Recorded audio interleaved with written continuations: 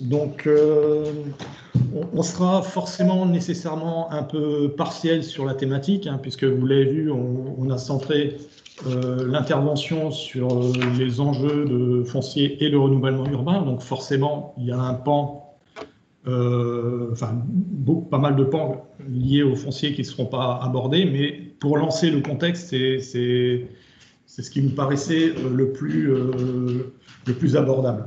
Donc, en fait, la lutte contre l'artificialisation des sols prend une place de plus en plus importante actuellement, avec un contexte qui nécessite une plus grande préservation des espaces agricoles et naturels, comme le rappellent la plupart des textes réglementaires qui sortent actuellement, et aussi notamment au regard des perspectives liées au changement climatique. Donc, pour parvenir à freiner cette artificialisation des sols, une dimension importante, c'est de saisir toutes les opportunités de renouvellement urbain à l'échelle du territoire dès qu'elles se présentent. Donc, quelques éléments de contextualisation.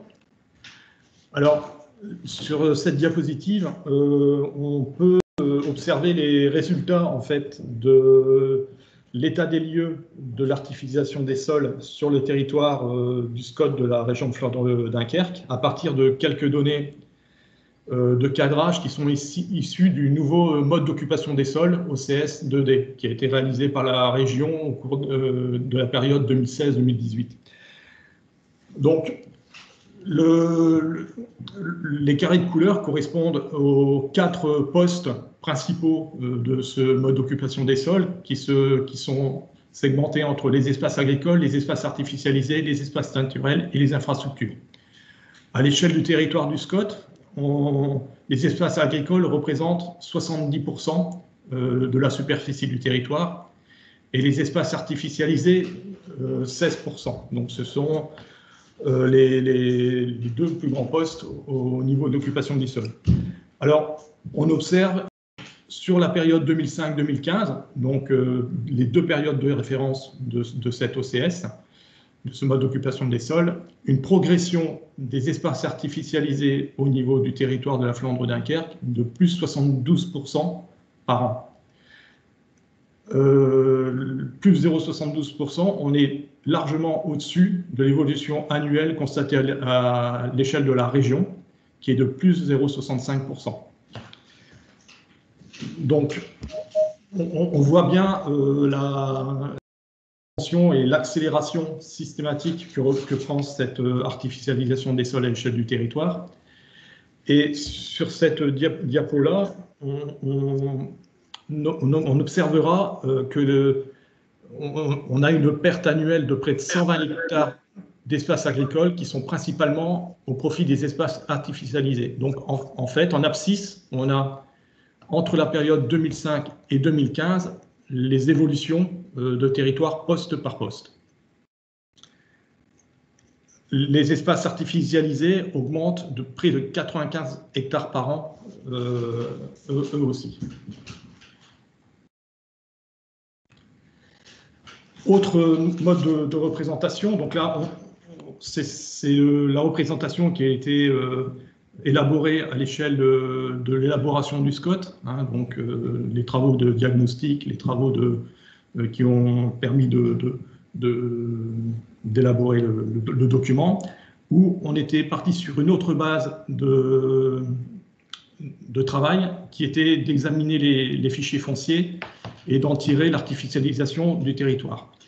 Donc, ce qu'on a constaté, c'est qu'on avait une progression des espaces artificialisés qui était grosso modo de la même ampleur qu'au niveau de l'OCS, hein, que du mode d'occupation des sols, avec sur la période de référence identique, 2005-2015, une estimation de près de 1122 hectares artificialisés, soit l'équivalent de 1580 terrains de foot.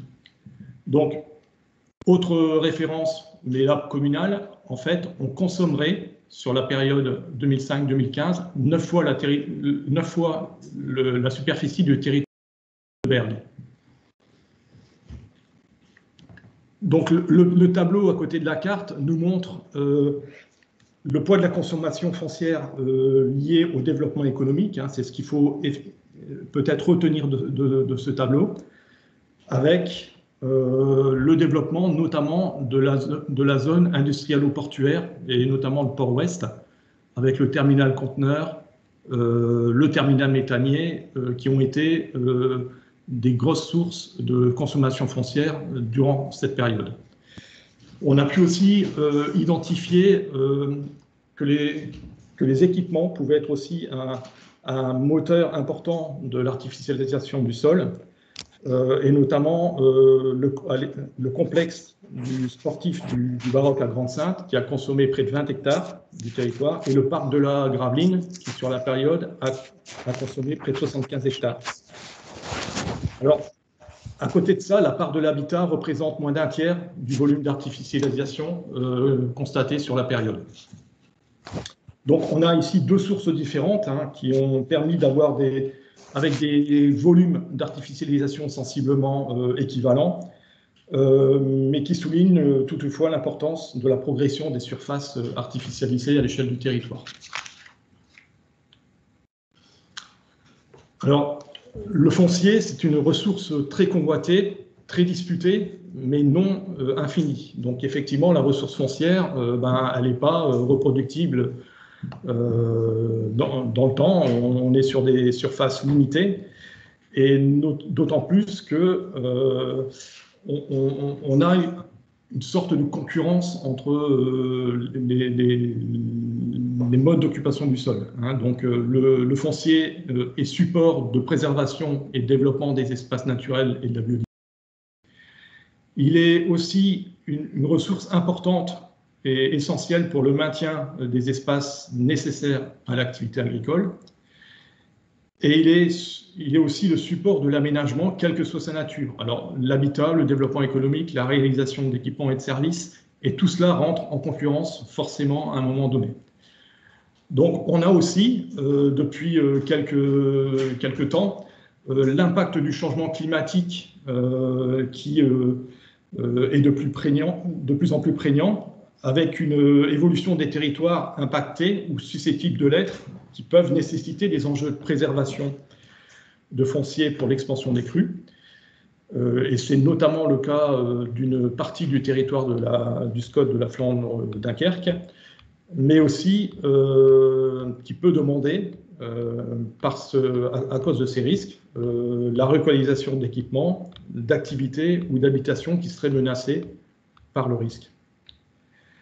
Donc, autre complexité, c'est que la ressource foncière est liée également au fait qu'elle est l'objet de plus ou moins de dureté et qu'elle peut être l'objet de rétention, de spéculation. Il faut savoir que dans de nombreux cas, les propriétés publiques qu'on croit toujours mobilisables assez facilement ne sont pas toujours les plus facilement mobilisables justement.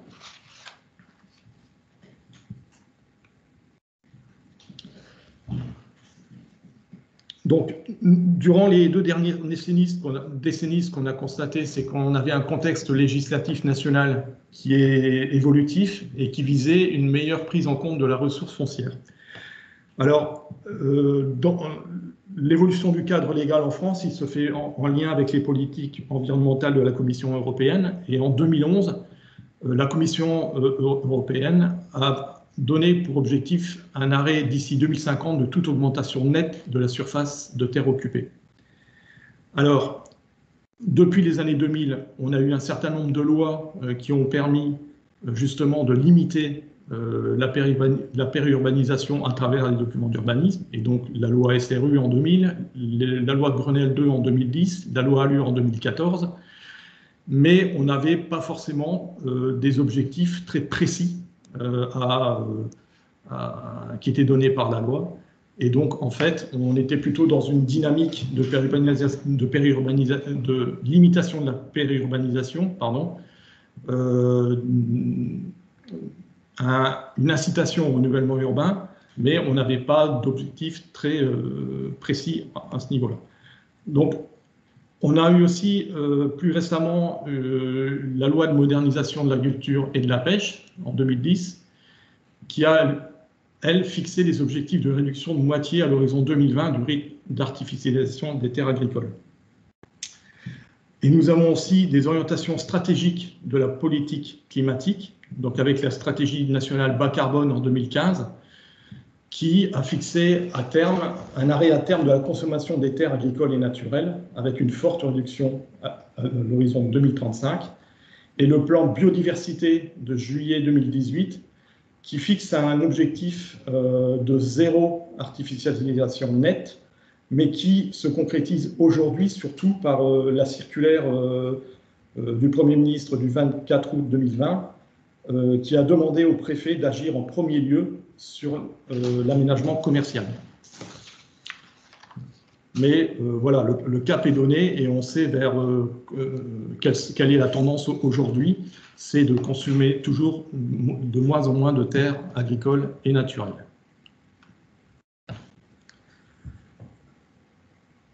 Donc, à l'échelle des territoires, le foncier est de plus en plus au cœur des aménagements du territoire, avec des objectifs réglementaires qui sont renforcés dans les documents de planification. Donc là, sur cette diapositive, on voit les différents textes qui peuvent s'appliquer aujourd'hui au territoire, avec notamment le SRADET qui vient d'être approuvé en 2020 et qui fixe une limitation de la consommation des espaces agricoles, naturels et forestiers, une gestion économe du foncier, la priorisation du renouvellement urbain et une meilleure articulation urbanisme-transport et aussi des objectifs de densification.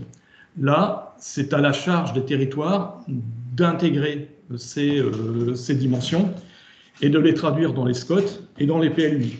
Donc le SCOT de la région Flandre-Dunkerque, qui vient d'être approuvé, fixe une division de la consommation foncière par 3, avec une jauge de 35 à 45 hectares par an, une mobilisation du potentiel de renouvellement urbain pour produire de nouveaux logements. Donc là, l'objectif, c'est de réaliser plus de 5000 logements en renouvellement urbain sur la période de mise en œuvre du SCOT, une maîtrise des extensions urbaines et une orientation des nouvelles constructions dans les enveloppes urbaines des communes. Donc ça, c'est des choses qu'on avait déjà dans le précédent SCOT et qu'on retrouve ici dans le SCOT nouveau.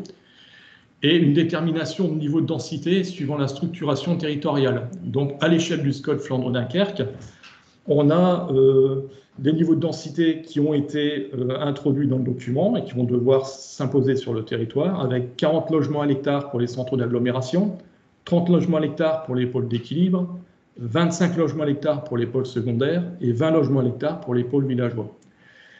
Et c'est à l'intérieur des PLUI du territoire de la communauté urbaine et de la communauté de communes des Hauts-de-Flandre qu'il y aura une mise en application de ces objectifs de limitation de la consommation foncière.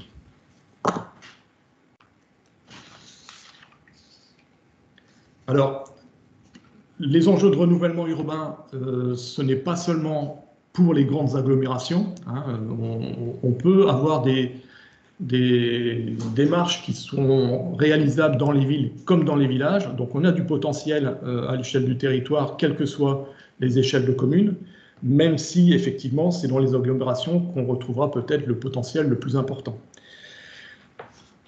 Donc le recyclage foncier a des dimensions stratégiques diverses, hein, selon que la valeur du foncier qui va dépendre notamment de l'usage qui en sera fait.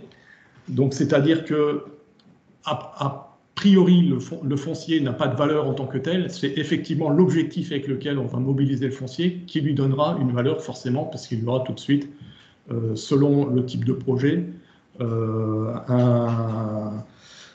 montée des prix, une évolution des prix qui pourrait être non négligeable.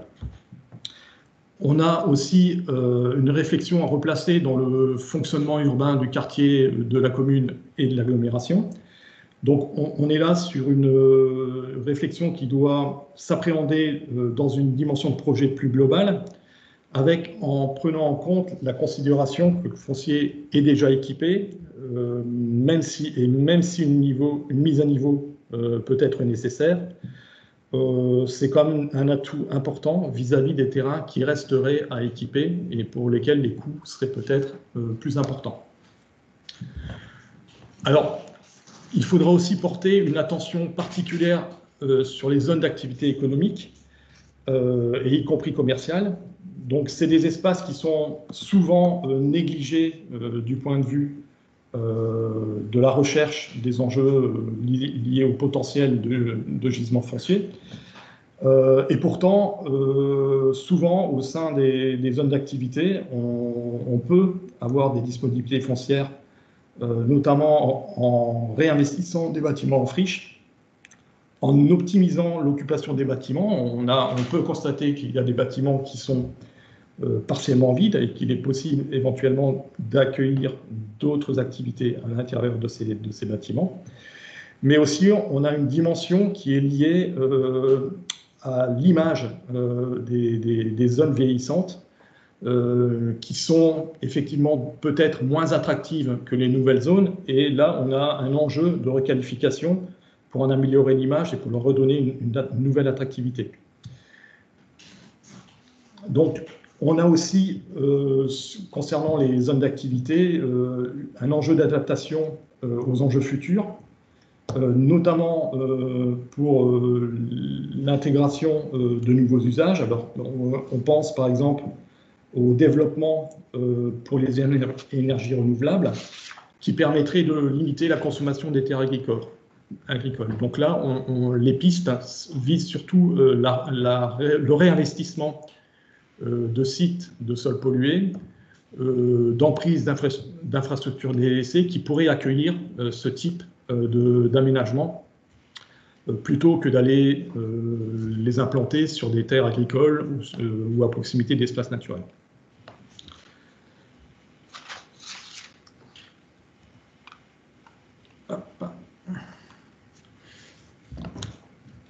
Second volet de la présentation, c'est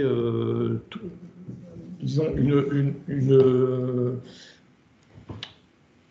présentation de deux exemples de démarches sur le territoire du SCOT Flandre-Dunkerque. L'une à Saint-Paul-sur-Mer avec le projet de rénovation urbaine Jean-Barguilmer, et l'autre sur le territoire de la commune de Bolzel, avec des réflexions qui étaient menées dans le cadre de l'élaboration du PLU communal et qui sont reprises aujourd'hui dans l'élaboration du PLUI de la CCHF.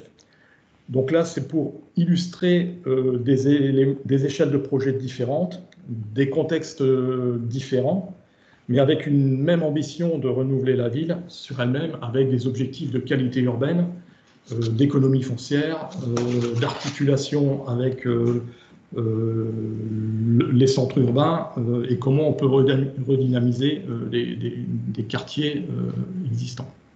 Chloé ? Merci Arnaud. Donc, on a bien compris tout l'enjeu de renouveler le foncier. Et donc, pour resituer un peu, on va parler du quartier, des quatre quartiers en renouvellement urbain sur l'agglomération. Donc, il y a deux quartiers d'enjeux régionaux avec donc le premier à Téteghem, le quartier de Grotte, et ensuite le quartier de l'Île Gentille et du Banc Vert à Dunkerque. Et il y a deux quartiers d'enjeux nationaux, donc sur Saint-Paul, il y a Cité Cheminot, Cité Liberté et Jean-Barguilmer, et enfin l'îlot des Peintres sur Grande-Sainte. Donc en fait, ces quatre quartiers comptent 3193 logements sociaux, ce qui représente en fait 84% des logements de ces quartiers, et donc 11% aussi du parc à l'échelle de la communauté urbaine. Donc en fait, on a une grande concentration de logements locatifs sociaux sur un quartier, ce qui va créer parfois des déséquilibres. Et donc sur le NPNRU, il y a une stratégie foncière globale qui est mise en place. Mais en fait, il est surtout primordial que cette stratégie foncière, en fait, elle s'intègre dans une logique de projet à l'échelle de l'agglomération. Donc, c'est un projet porté par la communauté urbaine en partenariat avec les communes et les bailleurs sociaux. Et donc, comme on voit qu'il y a une trop forte densité de logements locatifs sociaux sur ces quartiers, l'un des objectifs du renouvellement urbain va être de rééquilibrer en fait l'offre de logements locatifs sociaux à l'échelle de l'agglomération. Et donc, il va y avoir bien sûr des démolitions sur ces quartiers, Et la reconstitution de cette offre démolie, elle sera pour moitié reconstruite sur les 4 sites, et pour l'autre moitié, ça sera reconstitué sur l'ensemble de l'agglomération. Et donc l'enjeu d'avoir une stratégie foncière qui s'intègre dans une logique de projet à l'échelle de l'agglomération, ça va permettre la sortie d'opérations sans risque de concurrence. Et ça va aussi permettre d'avoir une mobilité interbailleurs pour les ménages relogés dans le cadre de ce renouvellement urbain. Et donc, recycler le foncier par un projet de renouvellement comme celui-ci, c'est vraiment une opportunité à saisir sur le territoire. Donc, on va voir l'exemple de Jean Barguilmer. Donc, Arnaud, voilà. Donc, Jean Barguilmer, c'est un des quartiers, des 3 quartiers de Saint-Paul-sur-Mer en renouvellement urbain. Et donc, comme on peut le voir sur la carte, il y a une très forte densité d'habitants sur l'îlot Jean Barguilmer. Donc, c'est l'îlot en rouge. Donc, il y a une densité environ de 200 logements par hectare. Donc, comparé au reste du tissu urbain de la ville de Saint-Paul-sur-Mer, qui est plutôt d'une densité de 20 à 40 logements à l'hectare, on voit bien la différence nette. Et en fait, ça vient plutôt du fait qu'on est sur un habitat collectif à Jean Barguilmer. On est entre R+7 et R+10. Et c'est une forme urbaine qui va fonctionner un peu sous la forme d'un îlot replié sur lui-même, alors qu'à proximité, on a plutôt de l'habitat individuel en R+1 plus comble. Et en fait, les deux se tournent le dos. On le voit vraiment sur la photo. On voit vraiment les différences de niveau entre des bâtiments très hauts à Jean Barguilmer et un tissu urbain beaucoup plus bas dans le reste de la ville. Et donc, l'objectif avec le renouvellement urbain, ça va être de transformer ce quartier de Jean Barguilmer afin qu'il soit pleinement intégré au tissu urbain préexistant. Et donc, il y a un enjeu un peu de couture urbaine. Et cette couture, elle va être à la fois donc morphologique avec une typologie de bâti plus basse pour être intégrée au tissu environnant. Et ça va être aussi un enjeu de couture spatiale parce que le quartier Jean Barguilmer fonctionne un peu en îlot autonome, un peu refermé, et donc ce qui va impliquer un peu des dysfonctionnements urbains et ce qui va nécessiter de créer plus de porosité avec le quartier alentour, quoi, et même dans le quartier.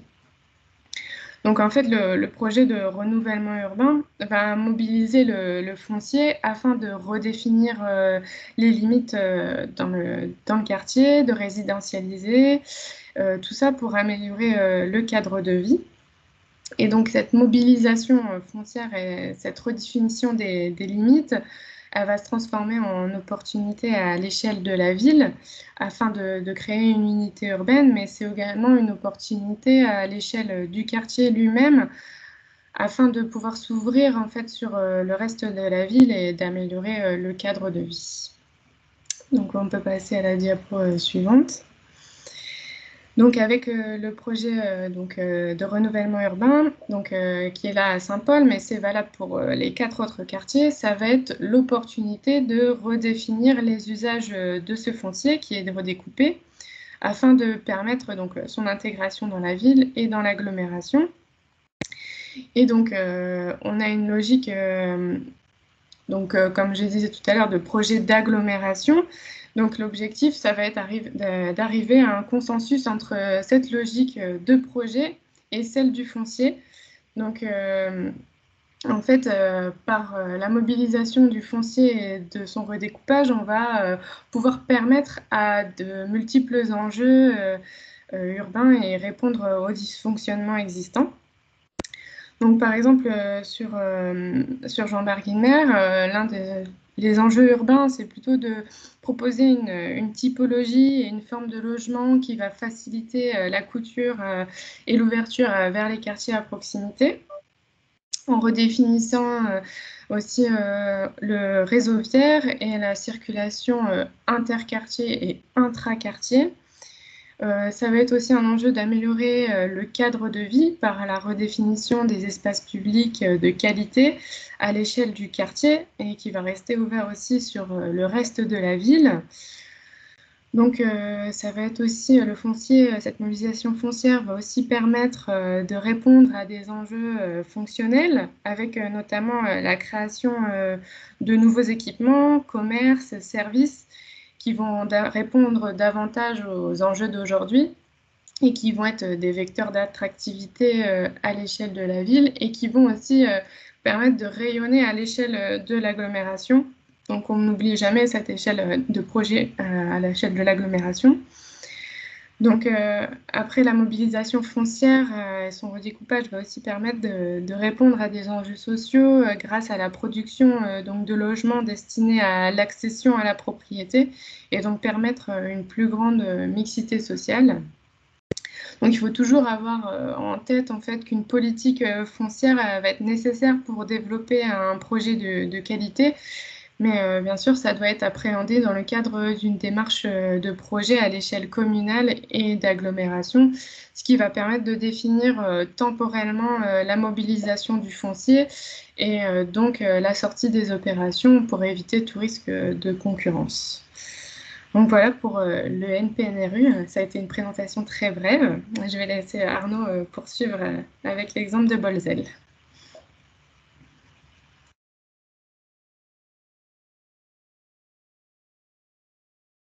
Arnaud, on n'entend pas, tu n'as pas rallumé ton micro.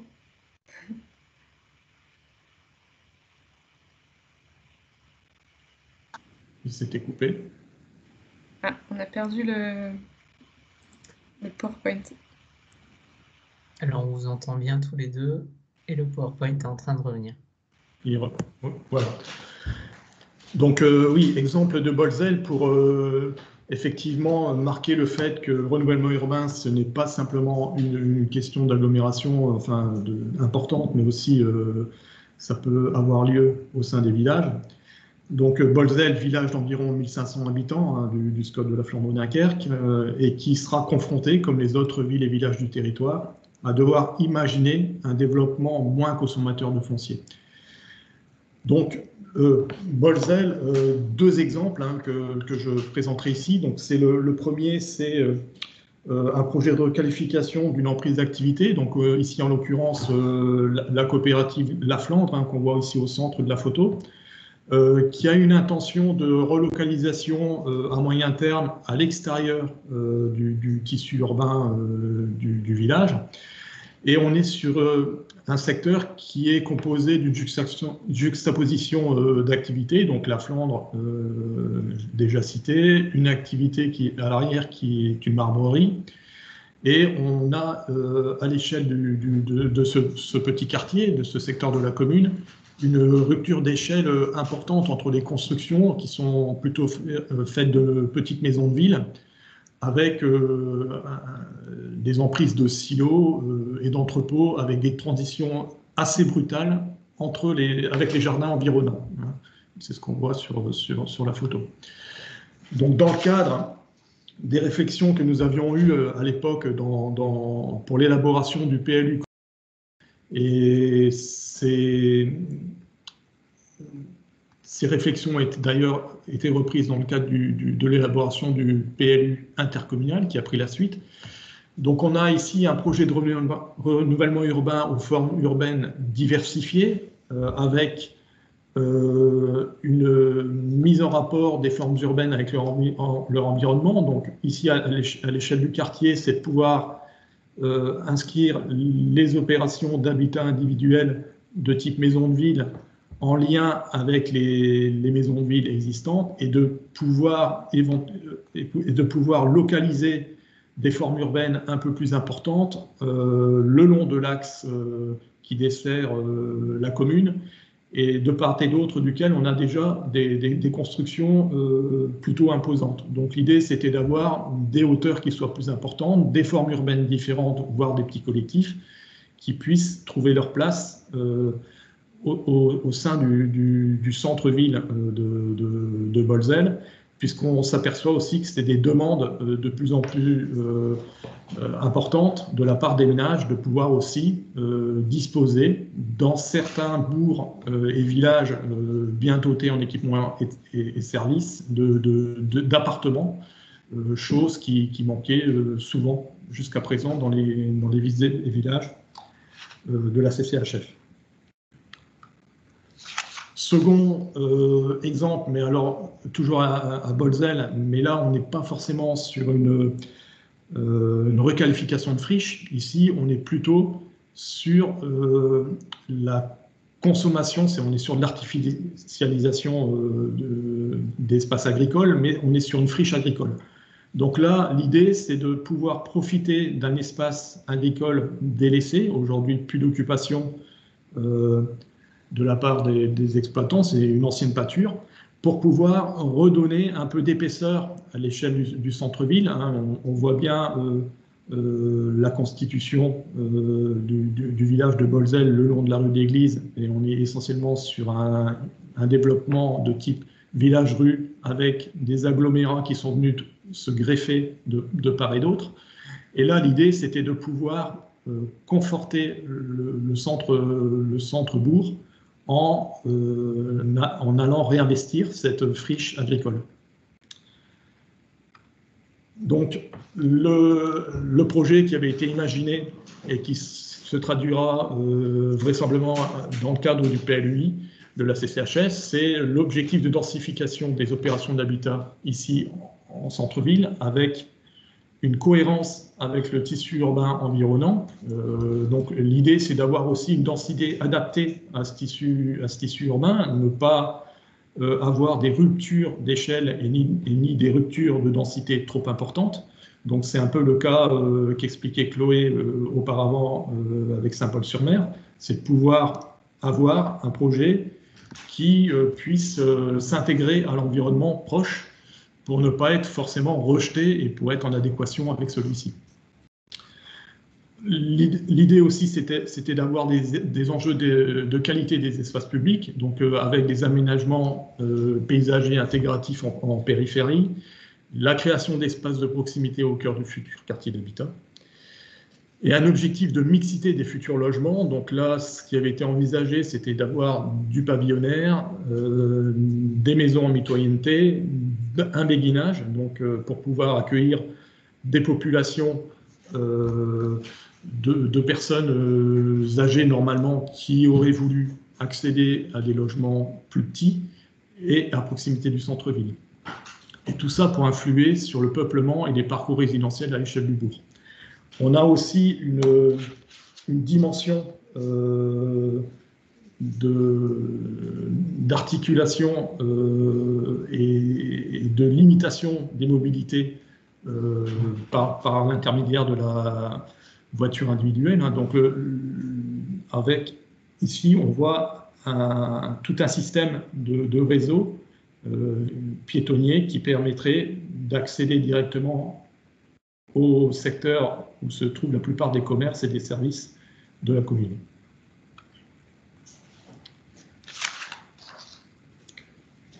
Donc, troisième volet de la présentation, donc c'est, pour finir, donc les pistes pour optimiser la ressource foncière. Donc, on a une nécessité pour les collectivités de se donner les moyens d'agir afin de pouvoir optimiser la ressource foncière dans les opérations d'aménagement et pour consommer mieux et moins. Alors, trois pistes d'action qu'on a voulu ici mettre en évidence. Donc, tout d'abord, c'est mettre en place une veille foncière pour connaître et anticiper les dynamiques autour de la question foncière. Donc ici, l'idée, c'est d'appréhender les marchés fonciers à l'œuvre sur le territoire, analyser les processus et l'évolution de la consommation foncière. Alors pour ça, on a plusieurs recours. Hein.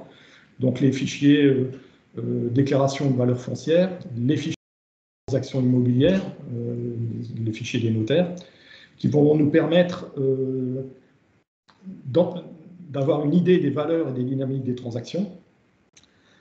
En ce qui concerne l'évolution de la consommation foncière, donc là, c'est ce qu'on avait vu en préambule de la présentation, c'était tout ce qui était suivi de la consommation foncière et les processus de densification qui sont à l'œuvre sur le territoire. Donc, comment on peut, à partir des opérations de renouvellement urbain, voir la contribution justement à la densification des tissus urbains existants. Identifier le gisement foncier potentiellement mutable, y compris dans les zones d'activité. Donc là, ça suppose la mise en place d'une démarche qui permettrait d'identifier à la parcelle le potentiel foncier, donc en essayant de déterminer ses caractéristiques, la nature de l'environnement proche des sites, les contraintes et les atouts de l'environnement proche, tout ça pour pouvoir juger de l'opportunité d'aller investir sur les sites prioritairement. Enfin, c'est observer les dynamiques de projet sur un territoire. Donc là, c'est sur le visuel que vous avez à droite, c'est le bloc qui concerne la veille spatialisée des projets. Donc c'est un outil qui est mis en œuvre par l'agence depuis quelques temps et qui permet d'avoir une vision extrêmement fine de l'ensemble des projets à l'œuvre sur le territoire, quelles que soient les thématiques. Donc ça peut être des infrastructures, ça peut être des projets de logement, ça peut être des projets d'équipement. Et on a un suivi de l'existence des projets et de leur évolution. Et enfin, c'est développer une capacité à s'interroger sur le devenir à moyen et long terme du territoire. Donc là, c'est toute la dimension de la mise en œuvre des réflexions de projets urbains à l'échelle d'un site et de son environnement, qui vont permettre de définir des scénarios d'évolution susceptibles d'être déclinés, notamment dans le cadre de l'élaboration des plans locaux d'urbanisme. L'idée, à travers ça, c'est de ne pas être pris par le temps forcément d'élaboration du PLUI, qui est souvent assez court hein, quand même, et pouvoir avoir déjà en tête des réflexions au sujet de l'évolution d'une commune, d'un quartier, et qui permettra justement d'avoir une idée assez précise de ce que l'on veut faire à l'échelle de la commune.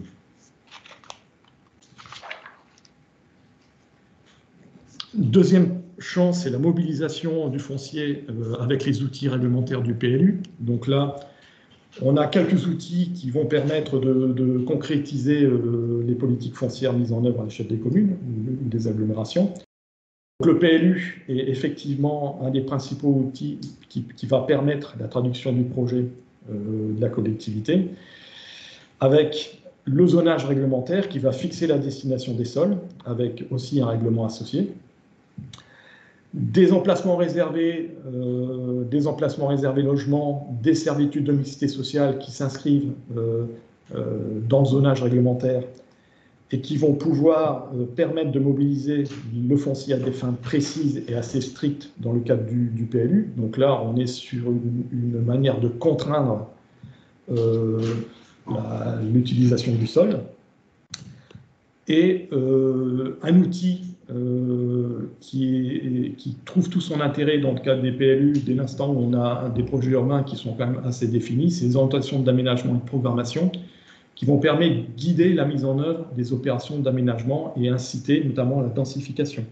Alors ces orientations d'aménagement, elles peuvent être sectorielles ou thématiques et traduisent réglementairement la mise en œuvre de projets d'aménagement dans le cadre des PLU. Alors les OAP maintenant sont appelés à intégrer des objectifs de densification qui vont permettre justement de modérer considérablement la ponction sur les espaces agricoles. Enfin, l'action foncière. Alors je passerai vite sur cette diapositive, hein, puisque le temps passe. Donc on a des outils pour acquérir, donc la négociation amiable, le droit de préemption urbain, la déclaration d'utilité publique, qui sont quelques outils, et il y en a d'autres. Des outils pour mobiliser sans nécessairement acquérir. Donc là, on a l'aménagement foncier, le remembrement, la procédure de zone d'aménagement concerté, tout ce qui est dispositif de ZAC, les outils d'intervention et de portage, qui sont les régies mises en place à l'initiative des collectivités, je pense notamment à la SEM et à la SPAD, ou l'établissement public foncier, qui est un outil au service des territoires et qui va permettre d'acquérir, négocier, porter le foncier, requalifier en lien avec les communes pour pouvoir justement mener ces projets de renouvellement urbain. Donc, les acteurs du foncier sont effectivement multiples, donc avec parfois des intérêts complémentaires ou divergents. Sur ces territoires du SCOT, on a bien évidemment les communes, les intercommunalités, l'EPF, je viens d'en parler, la SAFER qui œuvre pour le foncier agricole, le département ou le conservatoire du littoral pour la préservation des espaces naturels, le Grand Port Maritime de Dunkerque, qui est un acteur foncier important du territoire, les opérateurs privés, les particuliers. Alors, pour conclure l'exposé, forcément très partiel sur la thématique foncière, quelles opportunités pour demain? Alors, on en a cité ici 5. Le premier, c'est développer et entretenir la connaissance sur les gisements fonciers potentiels, y compris dans les zones d'activité. Le second, c'est changer le regard sur le foncier, avoir un autre regard sur le foncier, donc avoir une approche différente du coût du foncier unique par rapport à son prix au mètre carré, pour ne pas avoir justement,